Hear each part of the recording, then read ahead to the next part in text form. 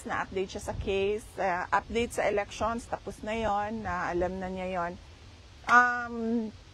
Tinanong ko siya kung ano ang message niya. Sabi ko, araw-araw may naghihintay sa labas, nagpapakita ng suporta sa iyo. At tinanong ko siya, sabi ko, may gusto ka ba na message sa kanya? And then, giingon niya in Bisaya nga, tindog lang mo din hantod sa kahangturan. But then, alam namin na joke yon. And then sabi niya, no, tell them na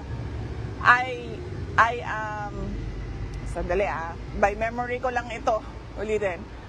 I am eternally grateful for your showing of support, and I recognize your sacrifice, which you do not have to do, so you can now go home.